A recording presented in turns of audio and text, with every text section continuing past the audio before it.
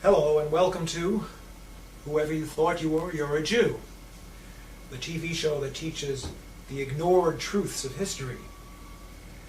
We also teach this concept over here, and we try to get away from this one, the golden calf. Today's show is called Race, and I can't think of a subject where the expression the ignored truths of history is more apt than this one.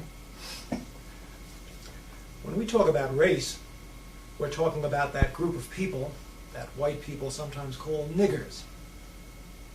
I wonder how many of you actually know what that word means.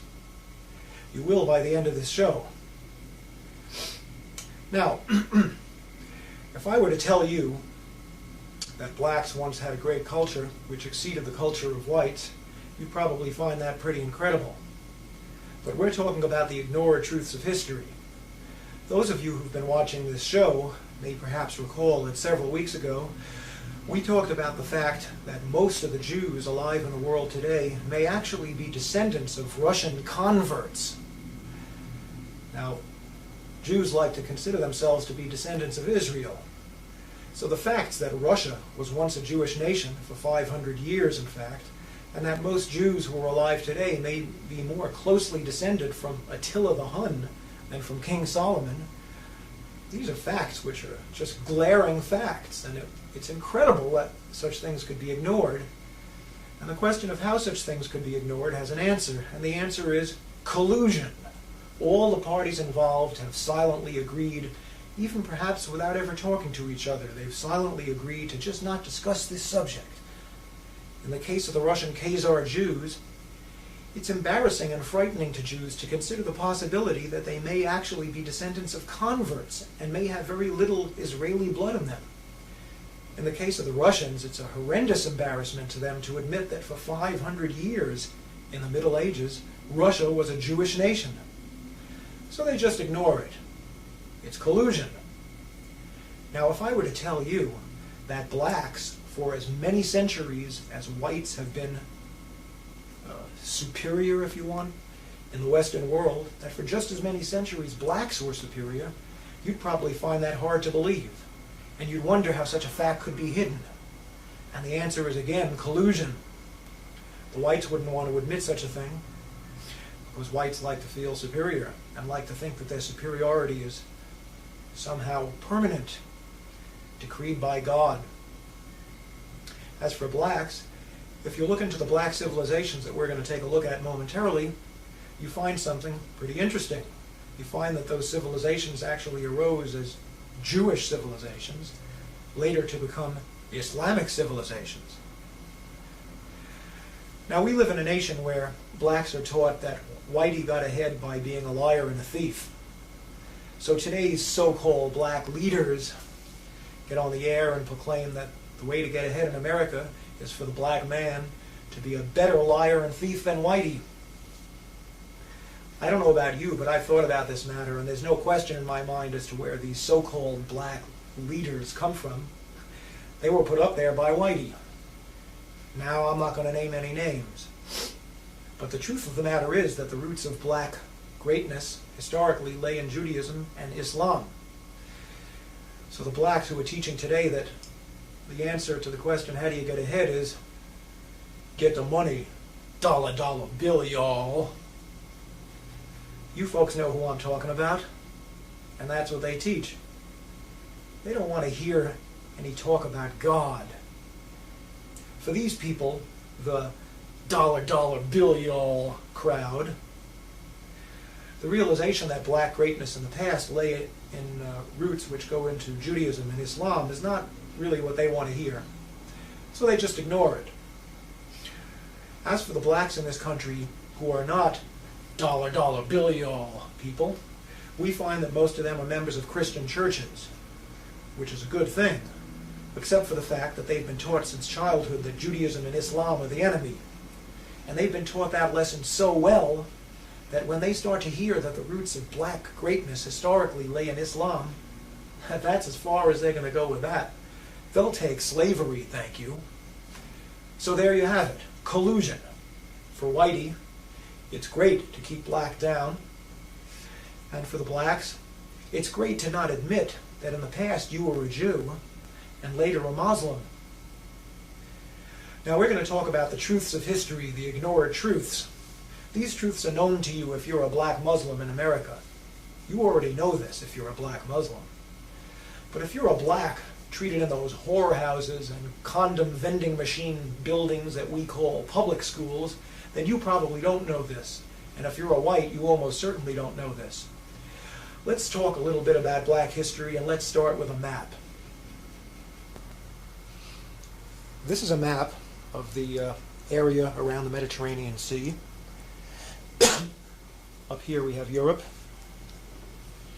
Here's Africa. I think you can see on your screens that in this area of Africa that I'm pointing to is a desert. This, of course, is the Sahara Desert. The territory to the north is fertile, and the territory to the south is fertile. In fact, it's very fertile. Now let's talk about empires. The first great empire in Western civilization was probably Egypt, over here. Not much is known about the early Egyptian empire. There's lots of speculation. But in the process of time, the empire passed. Israel was great for a short time, but that didn't last either. Now, I don't have to tell you that a great empire arose in Greece. Most historians of intellectual Western history trace the history of Western intellectualism to Greece. Now, the Greek Empire didn't last too long, a number of centuries. One could reasonably ask why Greece became so great and why it was unable to hold on to its greatness. One could write whole books on that subject, and I'm sure that lots of such books have been written. But the fact of the matter is that for whatever reason, the Greek Empire rose, the Greek Empire fell. Subsequently, Western civilization moved over here to Italy. That's, of course, what we now call the Roman Empire. The Roman Empire at its peak stretched from Spain all the way around the Mediterranean, encompassing Arabia and parts of northern Africa. The Roman Empire lasted longer than just about any other, better part of 1,000 years. But in the process of time, Rome passed as well. There was a Persian Empire, which had its roots over here in Persia, actually over here, Iran. The Persian Empire at its peak stretched from Egypt, encompassing most of the Middle East, just about up to Greece. And the Persian Empire passed as well. The end of the Persian Empire came, I guess around the year 640 or so, when the armies of Muhammad began to conquer the Middle East, a process which was completed with lightning rapidity. So the next great empire was the Empire of Islam, an empire which, in many respects, has not ended to this day. It arose in Saudi Arabia, immediately conquered the entire Middle East, conquered Persia. The Persian Empire was Zoroastrian in religion. They got rid of that, replaced it with Islam. They tried desperately to get into Europe at this end and failed, but what they did do was they came across North Africa, and North Africa fell to the Muslims. It fell quickly, so that by the year 710, they were over here at the Straits of Gibraltar. That was only, about 60 years after the death of Muhammad. It took them only 60 years to conquer the entire Middle East and get over to this point right here. This puts us at the year 710 AD. Now in the year 710 AD, a fellow by this name, let's get him to stand up a little better, Tariq ibn Ziyad, means Tariq the son of Ziyad. Tariq was, I believe, a Moroccan. This is Morocco over here. In other words, he was a Moor, a man from Morocco. This whole North African empire, Islamic empire, came to be called the Moors, or in Shakespeare, the Blackamoors. Sounds like we had some black people there, huh? Tariq took the armies of Islam across the Straits of Gibraltar and landed on the Rock in the year 710 AD. You'll never guess what he did next. He burned the boats. He'd made up his mind that if his armies of Islam could not conquer Spain, they weren't going home. So he burned the damn boats, and that left them facing one way, which was straight forward. And in the year 710, they swept across the Iberian Peninsula, and they took the land that we now call Spain for Islam. For just about 800 years, until precisely the year 1492, the year Columbus sailed for America. For almost 800 years, Spain was a Muslim country. The army stopped at the Pyrenees Mountains because they couldn't beat the French. In honor of his conquest, they called what is now called the Rock of Gibraltar Jabal al-Tariq, which means the Mountain of Tariq. And the British, in their inimitable way, turned Jabal al-Tariq into Gibraltar. We now had an African Muslim empire which stretched from the Pyrenees Mountains, encompassing all of Spain, Morocco, and the whole north coast of Africa right up to Egypt, and the area south into the Sahara Desert as far as any man cared to stake a claim. This northern African empire, which was eventually headquartered in Spain, went under three names, and here they are. All the same empire, really, but three different names. From 710, the year that the Muslims moved into Spain, up until about the time of the Crusades, this was called the Umayyad Empire. And it wasn't just North Africa, because at that time, up until the Crusades, Islam had a world government. It was one empire, ruled from Damascus, and it was called the Umayyad Empire. But around the time of the Crusades, the Umayyad Empire fell apart into smaller empires. And the empire encompassing Spain and North Africa at that point was called the Almoravid Empire, later the Almohad Empire. These names, Almoravid and Almohad, come from names of tribes, but it was all basically the same region. This area, from Spain, North Africa, all the way to Egypt, and well into the Sahara Desert, an area just about the size of Western Europe. Now, around the time of the Crusades, Islam made its way across the Sahara Desert into this fertile sub-Saharan region, and a second Islamic empire arose down here. This empire also went under different names, and here are the names. Originally it was called Ghana, but not the Ghana of today. A huge mass of land, which we're going to show you again in a minute. Later it came to be called the Kingdom of Mali. And finally, at around the time of Columbus, it was called the Kingdom of Songhai, Songhai being the name of an African tribe which conquered the territory. Three different names, but all really the same kingdom. A kingdom comprising the area from Senegal over here, all the way across the fertile sub-Saharan region to Chad, and well into the Sahara Desert. Again, an area almost the size of Western Europe. Now, I don't know if you can see it on your screen, but I'm pointing now to a river. This river flows from the mountains coming originally from Senegal, first east and then south. It's called the Niger River.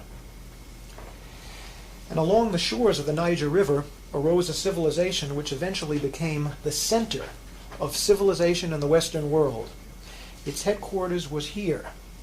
This is a city called Timbuktu. To those of you who are not familiar with this history, it might sound a little like a joke. Timbuktu. Timbuktu, at the time that Columbus sailed for America, was the center of Western civilization. Right here in the heart of Africa, on the shores of the Niger River. In other words, this was a city of niggers, some people would like to call them. But they outdid Whitey. Europe at this time was a mess. There was no real civilization to speak of. The Renaissance was just starting at the time that Timbuktu, down in the heart of so-called darkest Africa, was the center of world civilization. Sounds impossible, doesn't it? Not only is it possible, it was true. And if you don't believe it, look it up in any encyclopedia. Illustrate another way with this is cult facts of history. Involves would just as soon not think about it. Now, before proceeding, I want to show you a few books. This book is called From Babylon to Timbuktu, written by Rudolph Windsor. I've spoken to Rudolph Windsor a few times. He's a great writer, and he takes the history of the sub-Saharan black empires as well as the northern Saharan black empires and makes them very readable. All the information in this book can be verified in any encyclopedia, but it's more interesting to read it here. Because Mr. Windsor is a sponsor of this show, we're going to be giving the address of his publishing company at the end. You can also obtain this book in many black bookstores or street stalls which cater to black books, although you won't necessarily be able to find this in Barnes & Noble. Great book. Here's another book which is a big source of information for me. It's called World's Great Men of Color. And this is a book you shouldn't have too much trouble finding in a library or elsewhere. It was written by J.A. Rogers, one of the great black writers of the early 20th century.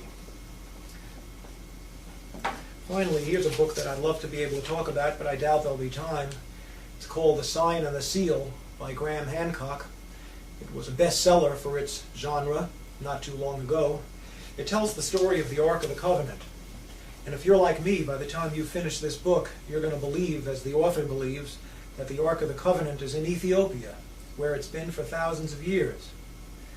That is, God, if Mr. Hancock is correct, gave the Ark of the Covenant to niggers. Think about that. Of course, a lot of people don't believe that. I'm not 100% sure it's true myself, but I'm about 90% convinced.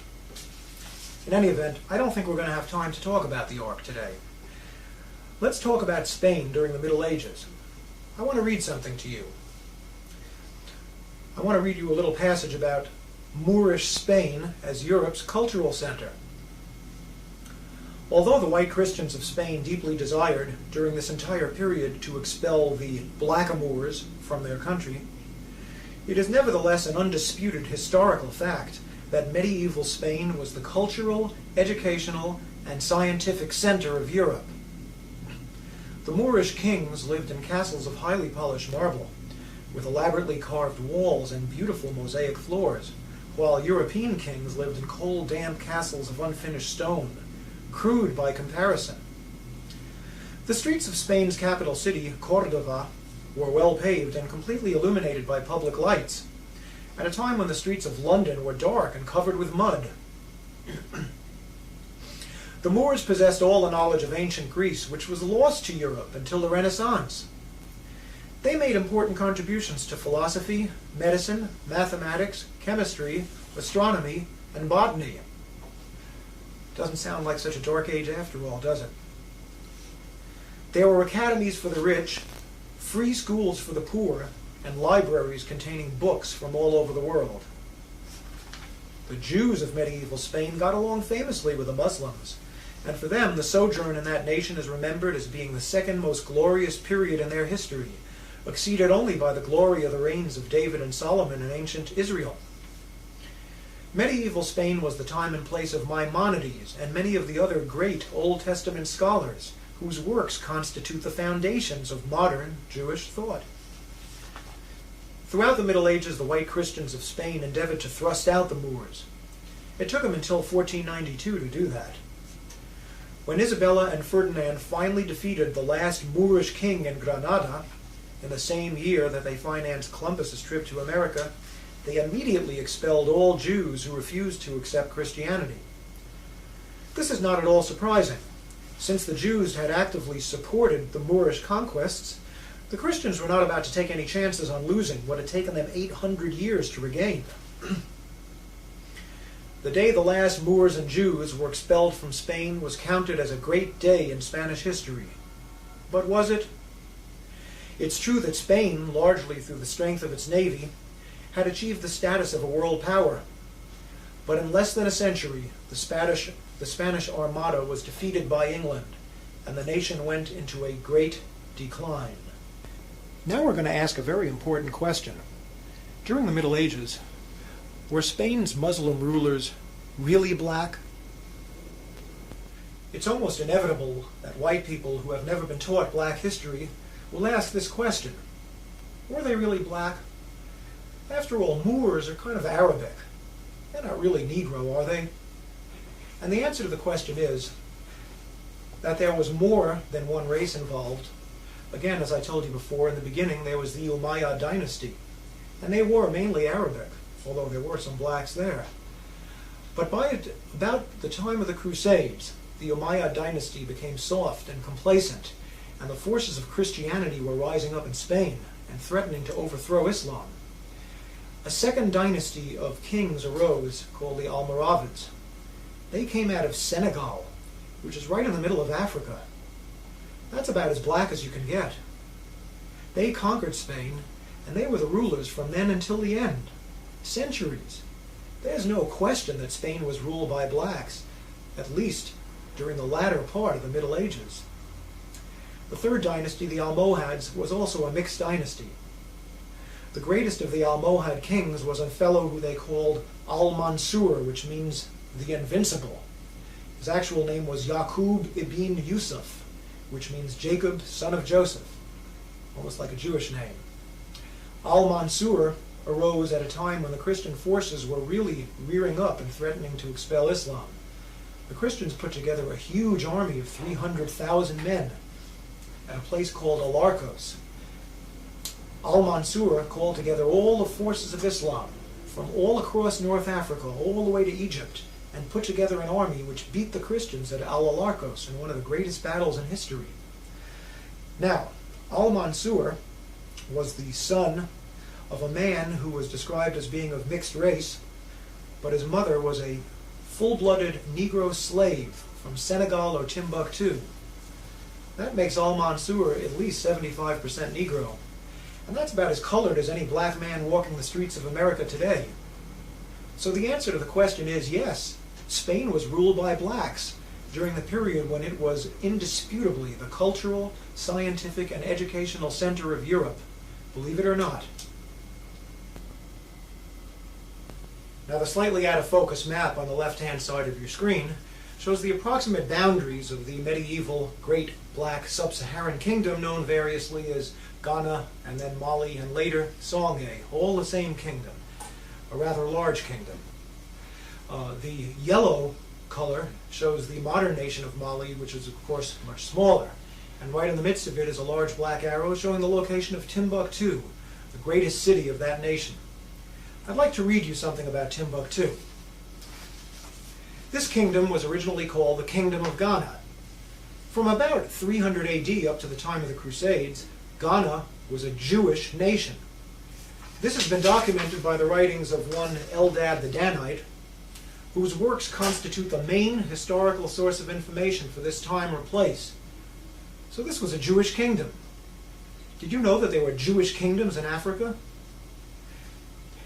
After North Africa was converted to Islam, an immensely lucrative trade developed between Ghana and the Islamic states to the north. In other words, the empire that was centered in Spain, which we talked about. At first the Ghanans traded gold, then iron, which was used to make weapons. Eventually they traded grain, which proved to be the most lucrative of all. Shortly after the year 1000 AD, the kings of Ghana converted to Islam. Subsequently, the city of Timbuktu became the center of trade for the entire world, not just Africa. At that time in history, movement of goods across Europe from land was out of the question, because Europe was a collection of warring barbarian states. So all goods from the east, and that means all goods period, because there weren't nothing being made in the west at that time, all goods from the east were brought to Egypt, where they were loaded onto caravans. The caravan routes all converged at Timbuktu, which, by the 15th century, had become one of the wealthiest cities in the world. From Timbuktu, the goods were transported 1,000 miles to the Atlantic coast, from where they were loaded onto ships bound for Europe. In the 14th century, the University of Sankore was founded at Timbuktu, and this city began to become one of the world's leading centers of academic learning. Ghana, which by then was known as Songhai, came to be known as the Mecca of the Sudan. By the year 1500, this empire in the heart of so-called darkest Africa had become the center of the Islamic world, at a time when the Renaissance in Europe had barely begun. The students of Timbuktu were sent out to the great Muslim universities of Spain, North Africa, and Asia, and the learned men of all races and nationalities were paid handsomely to come into Timbuktu to teach. The commodity which came to be the most profitable object of trade in Timbuktu was not gold or silver or grain, but books. It has been written that there were more books in the library of the University of Sankore than in all the libraries of Europe combined. It is also said that the entire body of male free citizens was literate. Leadership and authority were in hands of the learned scholars of the city. There was a legendary 14th century Muslim traveler named Ibn Battuta. He's kind of like the Marco Polo of the Arab world. And this is what Ibn Battuta had to say about Timbuktu, and I quote, "The inhabitants had a greater abhorrence of injustice than any other people. Neither the man who travels nor he who stays at home has anything to fear from robbers or men of violence." The driving force behind these developments was God and nothing else. Timbuktu arose as a Jewish empire and blossomed under the banners of Islam. There's no question about what the source of greatness was, not black skin color, but God. So maybe you're starting to understand what I mean when I say, whoever you thought you were, you're a Jew. We're out of time now. Please tune in next week when we're going to talk about the relationship between God and enlightenment. Are there two different ultimate realities, or are these two the same? Or maybe they're both wrong. If you want to know the answer to the question, tune in next week and find out. Thank you, and goodbye.